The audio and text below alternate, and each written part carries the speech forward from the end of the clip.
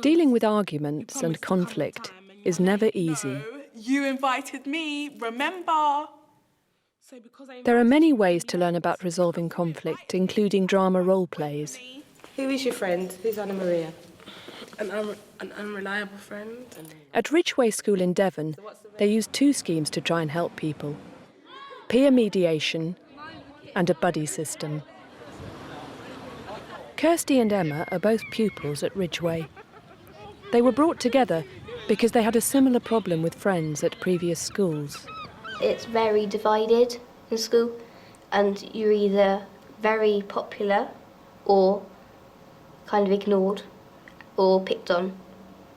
And I mean, once you're like being picked on, you stay like that for like most of the time.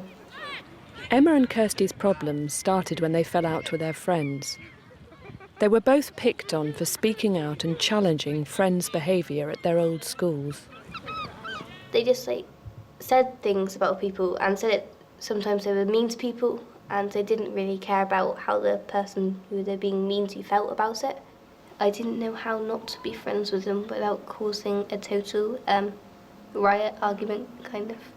To be in the situation I was in, it's isolating. You don't know what to do. You go home and you worry. I'm a big worrier, and so you worry about it constantly, and you don't know what to do, and you think of the most drastic thing you could do, and you don't really know how to deal with the situation. And because you get so wrapped up in it, you can't take a step back and realise what you need to do, and so you just get confused and isolated. Yeah, it tends to be when you go home and you're on your own before like your parents come home from work, and you just worry constantly, and then when they come home you're like, oh, I better stop worrying so they know nothing's wrong, because I don't want to tell them anything. Emma and Kirsty ended up leaving their old schools. The buddy system seems to have helped them resolve some of their worries by sharing their experience. The buddying system or peer mentoring system is where older people that are like in the school help like the lower school people, whether they have a problem, and then they can go and talk to like maybe somebody that isn't their teacher, but somebody that may understand their problem. There are people sat there and not knowing what to do and not being able to get out of the situation that they're in. And so I think that people that do this are lucky that they can talk to someone rather than being so alone and isolated and confused. I think it's really important to be able to talk to someone, and it's much easier to talk to someone who you don't know but who's not too much older than you, like a teacher. It's kind of easier because you don't really know them and they don't know much about you, so they can't judge you in any way. No, I went and talked to Emma as if I was a friend, and I didn't want to put it any other way, because I know that you can't talk to teachers the way you could talk to just an older person, because then at least you can talk to me like more easily and maybe tell me more stuff about what's happening rather than keeping some of it locked away.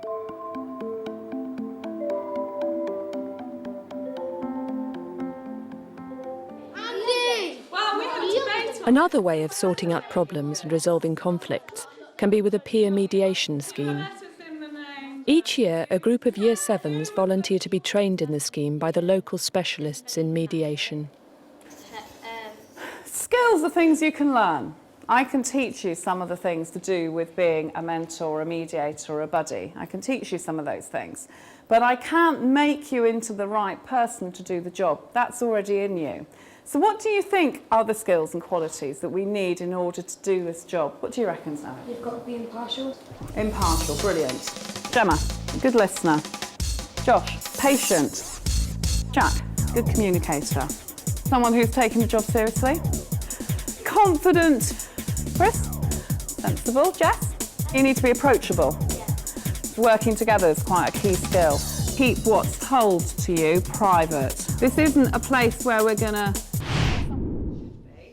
The training has a set of rules like only one person speaking at a time and active listening, which means really listening to what the other person is saying.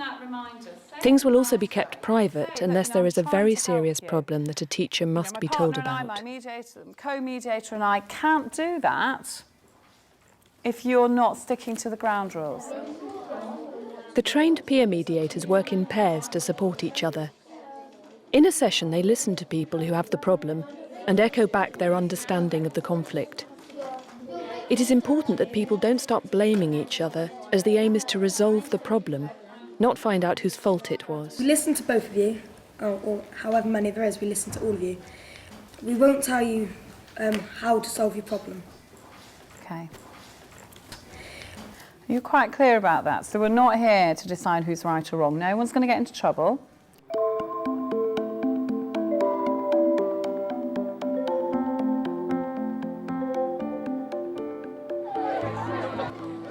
Friendships are powerful things. And when one group of friends felt upset and isolated, they asked for a peer mediation session to help solve the problem. There was one group, which was me, Beth, and a girl called Sophie. And there was another group, which was Vicky and Jessie and Melody. And we were sitting separately having our lunch. And me and Beth and Sophie were talking about a boy that Beth fancied. And the other group thought that we were talking about them, so they started talking about us. Well, it felt a bit upsetting, like we thought they didn't like us no more because they just went off. And then, so me and Jessie got a bit upset and started saying stuff.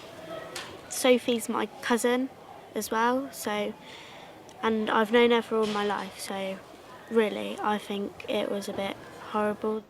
Jessie, Vicky, Sophie and Beth came to us one of the days when we were mediating, and they were like really upset between each other. We spoke to them as a group all together. Then we split them off into groups, smaller groups, and spoke to them each individually. And they told us their tale of events, and then we came up with ideas on how to solve it, came back together as a whole group and come with one solution. When we said each of our stories, they sort of like recapped on it and then like thought of what they thought of the stories by putting them both together. And then they tried to make us come up with a solution ourselves. And I think they felt that they could like really trust us with like what they've said, and if they've told us a bit that like they don't want the other girls to know, then they felt confident that we wouldn't say anything. The girls resolved their conflict and are now friends again. But do girls and boys argue over different kinds of things? Boys' problems and girls' problems are two different things. Completely different. Because the girls can be horrible about each other and the boys just fight and say nasty things. But if they've got anything to say about each other, they say it to their faces. Surely the girls in my tutor, they always say, oh, if anyone's got anything to say it to my face instead of behind each other's back.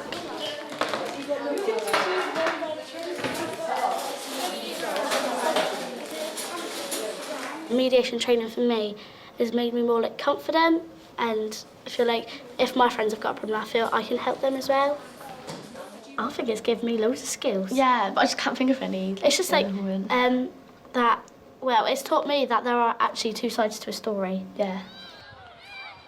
2 Year 10 pupils that have been mediating together since their training feel the scheme is very important, but remember that certain things must be referred to a teacher.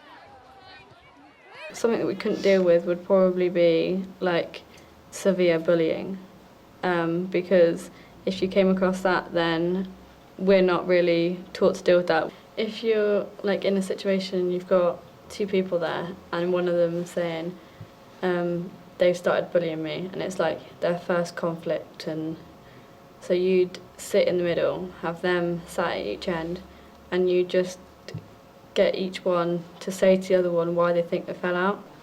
When the students come in and they're about to be mediated, I first of all explain to them that both of them are not going to be blamed for anything. This conversation that we have will not go past these four walls.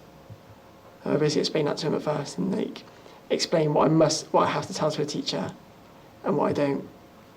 Other than just resolving the conflict, it like helps them to understand their own feelings. They like think to themselves, oh, unless I stop this now, it's going to make me really angry, or I need to calm down. So it just lets them understand like what their body's telling them to do through their emotions.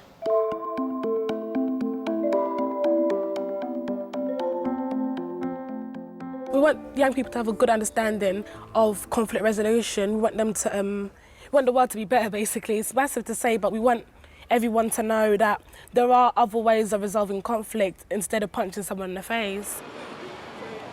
In South London, Isla and Anna Maria work with LEAP Confronting Conflict, a specialist organisation developing conflict resolution and mediation strategies. I'm quite selfish at times, so therefore people touch my things that will get me really frustrated. And I don't like unreliability. I like people to stick to their word.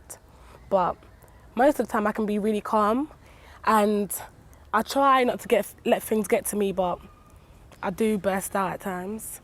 Before I was a peer mediator, I used to get in a lot of trouble, especially because I come from a family with 5 girls, so we always fight and everything. It's just in us to fight all the time. I thought one day that this is going to affect my life further, so I really need to do something about it, and that's when mediation sessions and training came in. To resolve conflict, you really need to look at what you're doing first before you start turning your head to look at someone else and what they're doing. Yeah. You okay? Yeah, I got going. LEAP use role play to explore how a typical situation can escalate into conflict. How am I late? Maria, more than half an hour late. How was it half an hour late when I was less than 5 minutes away? Maria, please, just be serious. You're late. Apologise. You know what, yeah? I don't even care anymore. Maria, please, leave it out. You know what, yeah? I've had enough of this. Just as long as you're paying for my ticket back to my house, I'm not really bothered. Just get out my face. Excuse you? Maria, please, just get out. Young people need to know that with conflict, there are choices and consequences. So therefore, if you make a certain choice, there will be these consequences. But if you make a different choice, then you have completely different consequences. And to conflict, there's always a cycle. So therefore, if you don't break the cycle and change something in the cycle, then conflict will always happen and it will never end. You promised to come on time and you're late. No, you invited me, remember? So because I invited you, you can be late? Because you invited me, you have the right to wait for me. Young people really need to know that conflict doesn't always have to happen. You could be the more intelligent person and walk away from it. You don't always have to face it head on. Who's your friend? Who's Anna They Maria? describe the things that cause arguments as triggers or red flags. Okay, so what's the red flag? Unreliability and cheek. Okay, so how are you feeling now? Angry and frustrated and disrespected. Once you know how anger makes you feel and what triggers your anger, you learn how to control it. I learned through peer mediation to be a bit more patient, to not voice all my opinions, because that sometimes leads to conflict by voicing your opinions to everyone or anyone.